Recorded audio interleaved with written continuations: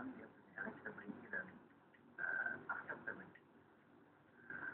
Yang maksud acceptability di sini ya, Roma ini secara struktural bukan anggota ormas apapun, ormas Islam apapun. Hanya sehingga dia bisa diterima di semua kalangan umat Islam. Nah, itu yang kemudian mendukung 2004. Tapi kenapa ini tolak 2004? Demi Allah saya tidak tertarik dengan jabatan, tidak terobsesi. Karena 2009 nolak juga dengan alasan yang sama tidak terobsesi. tidak terobsesi. Kenapa? Jabatan presiden itu sebuah jabatan yang sangat berat, gitu ya. Luar biasa besar tanggung jawabnya. Jadi ya karena ya memang gitu ya. Sama kita tidak tergiur lah untuk ke sana. 2009 katanya ada yang mau nyiapin uang puluhan atau ratusan miliar Bang Haji buat siapkan partai politik baru atau buat maju. Benar ya Bang Haji? 2004. 2009 nggak ada? 2009 itu ada satu tim ses dari seorang capres melamar saya untuk menjadi pendampingnya, menjadi wapres. Nah, juga mungkin pengennya jadi presiden kali Bang Haji ya, makanya cawapres nggak mau ya. Kalau yang 2004 kan pres, kan juga tidak mau. 2009 nggak mau juga? Tidak mau. Nggak terobsesi?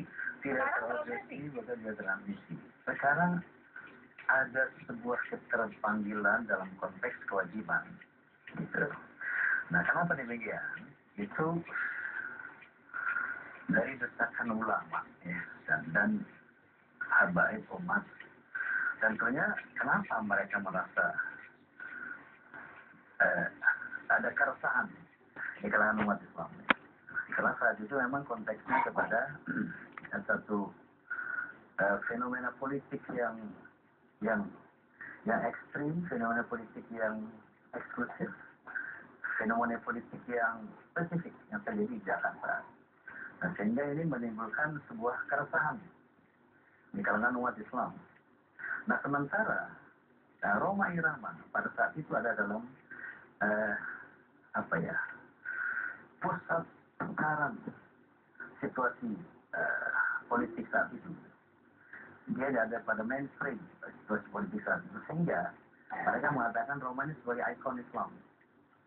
Jadi dia harus kita dorong untuk mewakili umat Islam pada Pilpres 2014. Tapi Bang Haji, Roma kan nggak ingin ada syariah Islam di Indonesia, tetap Pancasila dikedepankan sebagai dasar negara. Pasti. Sebagian orang menganggap Anda tidak Pancasilais dengan melihat Pilkada DKI yang Anda mengumbar isu sara terhadap salah satu kandidat yang kemudian kalah dalam pilgub. Ini perlu diklarifikasi. Yang saya sampaikan di masjid yang bersifat otonom, kemudian kepada komunitas yang bersifat homogen, ya, itu menyampaikan firman Allah di rumah Allah. Nah, ini sama saja seorang pendeta menyampaikan atau pastor menyampaikan ayat-ayat Injil di gereja, ya, untuk komunitas yang otonom, yang homogen. Ini sebuah kebebasan beragama. Tetapi ketika ini diekspos keluar, maka ini menjadi provokatif. Karena semua agama memiliki nilai-nilai subjektivitas untuk disampaikan kepada umatnya. Ini yang saya sampaikan kemarin kepada umat saya, umat Islam.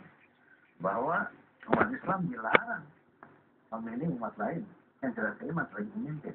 Jadi Anda menyatakan diri Anda Pancasilais sejati? Oh, pasti. Karena Pancasila itu adalah butir-butir Islam. Kalau Anda katakan ikon Islam, simbol Islam, ada yang mengatakan bahwa tapi kan Anda nggak sehebat almarhum, nggak itu juta umat. Saya katakan tadi kenapa saya menjadi ikon, bahwa sebagai pemimpin bangsa ini Roma tidak layak. Kalau mau menjadi representatif umat Islam, kita punya Prof. Jadi langsung punya Prof. Yusri Islam Mahendra, punya Prof. Siapa lagi ketua MK dan sebagainya, banyak sekali ya yang pantas menjadi presiden.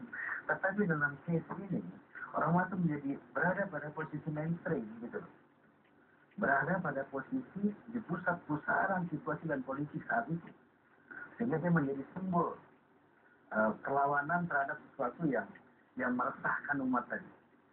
Kalau Anda katakan Anda sudah yakin bulat, saya iseng bertanya lewat akun Twitter saya soal apa harapan para follower saya di Twitter kalau Bang Haji Roma akhirnya maju jadi capres. Banyak loh Bang yang bilang saya berharap nggak jadi mengajukan dirinya atau berharap mundur saja jangan jadi maju capres. Buat Bang Roma itu apa ya? Hinaan, kritikan, motivasi, pijakan? Pro, kontra, like and dislike itu sunatullah, hukum malam. Tidak ada seorang presiden pun di dunia ini yang didukung oleh 100% rakyatnya gitu ya. Jadi pro, kontra, dislike and dislike itu biasa dan tidak mudah ditanggapi lah. Tapi yang pasti bahwa saya siap itu karena ada desakan tadi. Desakan dari ulama yang merupakan representatif dari umat Islam bahwa saya harus tampil 2014 sebagai katakan pembawa aspirasi umat Islam sebagai aspirasi mayoritas bangsa ini. Gitu. Tahun 2004 dibawain uang puluhan atau ratusan miliar. Nggak usah disebut lah. Nggak usah disebut. Tapi bukan miliaran lah ya. Dan Anda menolak. Nah, kali ini Anda kan butuh modal uang juga. Ada nggak yang nawarin uang sebanyak 2004 itu? Terus terang, saya tidak menyiapkan uang untuk itu. Karena saya tidak berambisi untuk jadi presiden. Tapi kan perlu uang, mesti realistis. Perlu uang. Makanya saya katakan, saya siap menerima tugas ini. Seandainya satu, ada dukungan, memang didorong saya. Oleh ulama harus tampil. Kedua, adanya syarat konstitusional, yaitu partai politik sebagai kendaraan. Yang ketiga, adanya finance yang bisa mendukung terjadinya capres ini. Gitu. Jadi seandainya persyaratan itu terpenuhi semuanya, saya tidak boleh mengatakan tidak. Nah, jadi makanya saya dalam posisi yang tidak boleh menolak. Bukan dalam posisi yang mencari, mencapai, atau berobsesi, atau berambisi. Tidak. Dukungan ulama ada. Solidaritas Club Indonesia tentunya. Ya. Soal uang, kata Bang Haji itu bukan yang dicari. Mari kita bicara yang kedua yang Bang Haji sebutkan, soal dukungan parpol. Berarti kan harus mendapat dukungan dari partai politik atau partai-partai yang punya 20% kursi di DPR atau 25% suara nasional. 2004 dideketin, 2009 dideketin, jangan-jangan sekarang udah nggak ada yang dideketin, lalu Bang Haji mesti melobi satu persatu. Oh, saya tidak akan melobi siapapun. Saya akan proaktif untuk melobi partai-partai. Kalau saya katakan, saya juga berambisi. Tapi kalau ada partai yang mau bekerja sama dengan saya, dengan visi dan misi yang sama, saya siap. Nah, alhamdulillah sudah ada beberapa partai yang mendekat. Iya. Nggak usah disebut namanya. Tapi nggak usah disebut. PKB. Tapi sudah ada. Sudah ada beberapa partai yang mau berdialog.